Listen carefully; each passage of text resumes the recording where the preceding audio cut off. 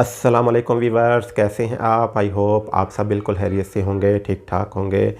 Spain visa के हवाले से कुछ नई अपडेट थी तो मैंने सोचा कि एक वीडियो बनाई जाए और अपने दोस्तों को इन अपडेट के बारे में बताया जाए, क्योंकि स्पेन के वीज़े पाकिस्तान में सबसे ज़्यादा अप्लाई हो रहे हैं और इसीलिए स्पेन के मुतल्लिक़ की सबसे ज़्यादा क्वेश्चंस होते हैं, सबसे ज़्यादा मैसेजेस किए जाते हैं, क्योंकि बहुत सारे दोस्तों ने वीज़े अप्लाई किए होते हैं। वो स्पेन का प्रोसेस टाइम जानना चाह रहे होते हैं, क्योंकि हर वीक स्पेन का प्रोसेस टाइम चेंज हो रहा होता है, इनकी वीज़ा रेशो चेंज हो रही होती है। तो इसलिए ये वीडियो बनाना ज़रूरी होता है ताकि ज़्यादा से ज़्यादा दोस्त मालूमात हासिल कर सकें, इंफॉर्मेशन हासिल कर सकें और उनकी टेंशन कम हो सके। तो वीडियो में आगे बढ़ने से पहले अगर आपने अभी तक चैनल सब्सक्राइब नहीं किया तो चैनल को सब्सक्राइब कर दीजिए। अगर वीडियो अच्छी लगे तो इसको लाइक कर दीजिएगा। तो सबसे पहले बात करते हैं अपॉइंटमेंट पर। जैसा कि आप जानते हैं कि कल स्पेन की अपॉइंटमेंट ओपन हुई थी और ये एक अच्छा साइन हुआ कि जनवरी के साथ फरवरी की अपॉइंटमेंट भी ओपन हुई थी। तो उस वजह से बहुत बड़ी तादाद में दोस्तों ने अपॉइंटमेंट हासिल की है स्पेन की। तो कल मुझे मौका मिला और मैंने इस पे वीडियो भी बनाई, तो बहुत ही अच्छा रिस्पांस आया। काफ़ी सारे दोस्तों ने शुक्रिया भी अदा किया और उन्होंने कमेंट भी किए कि आपकी वीडियो देखकर हमने ये अपॉइंटमेंट हासिल की है। तो जिन दोस्तों ने अपॉइंटमेंट हासिल कर ली है तो वो अपनी प्रोफाइल अच्छी बनाएं, स्ट्रॉन्ग प्रोफाइल बनाएं, स्ट्रॉन्ग अपना ट्रैवल प्लान बनाएं, ताकि आपको वीज़ा मिलने के चांसेस में इजाफ़ा हो सके। अगर आप वीक ट्रैवल प्लान बनाएंगे, वीक प्रोफाइल होगी, तो आपके वीज़ा रिफ्यूज़ होने के चांसेस ज़्यादा होंगे। इसके बाद बात करते हैं कि काफ़ी सारे दोस्त मुझे मैसेजेस करते हैं कि जी मैंने 10 अक्टूबर को वीज़ा अप्लाई किया, तो एक मेरे दोस्त ने 5 अक्टूबर को वीज़ा अप्लाई किया, वो 5 वाले का आंसर आ गया तो मेरा नहीं आया।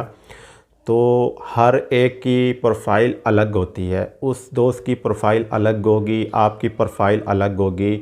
देखने में आपको तो वो प्रोफाइल बहुत अच्छी लग रही होगी, तो अगर प्रोफाइल की बात की जाए देखने में तो वो तो अगर मेरी फ़्रेश पासपोर्ट भी होगा तो फिर भी मुझे अपनी प्रोफाइल बहुत अच्छी आउटस्टैंडिंग लग रही होगी। लेकिन जब फ़ाइल वीज़ा ऑफ़िसर के सामने जाती है तो उस टाइम पता लगता है कि किसकी फ़ाइल अच्छी है, किसकी फ़ाइल वीक है।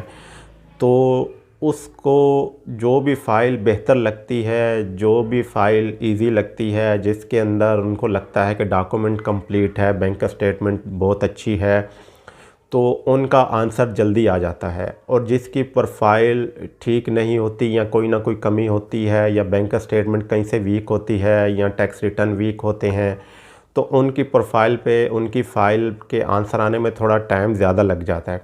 तो इसलिए आपको आंसर लेट आता है। तो हालांकि अगर आपकी फ़ाइल अच्छी है तो आपको वीज़ा मिलेगा और वीज़ा मिलता भी है, बहुत सारे दोस्तों को वीज़ा मिला भी है। तो इसलिए आप इस बात पर टेंशन ना लिया करें। दूसरी बात है कि काफ़ी सारे दोस्त कमेंट भी करते हैं कि जी हमने इस डेट को वीज़ा अप्लाई किया है और हमारी 3-4 कंट्रीज़ की ट्रैवल हिस्ट्री है, तो हमारे कितने फ़ीसद चांस हैं। तो चांसेस अगर कोई भी आपको बताएगा तो आपकी कंप्लीट प्रोफाइल देखकर बताएगा कि आपके कितने चांसेस बनते हैं।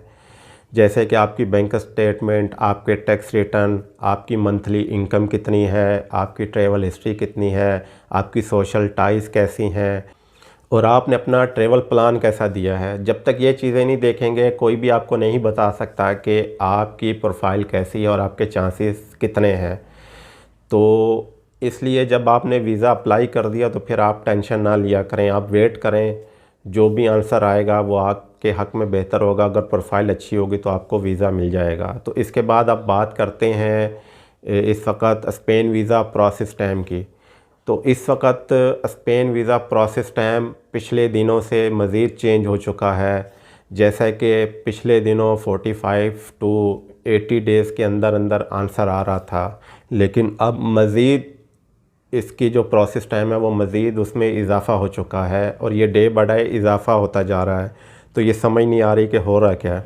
तो अब जो वीज़े इस हफ़्ते के अंदर अंदर आए हैं, मंडे से लेकर आज थर्सडे तक, और वीज़े लग कर आए हैं अल्हम्दुलिल्लाह, 4-5 वीज़े लग कर भी आए हैं।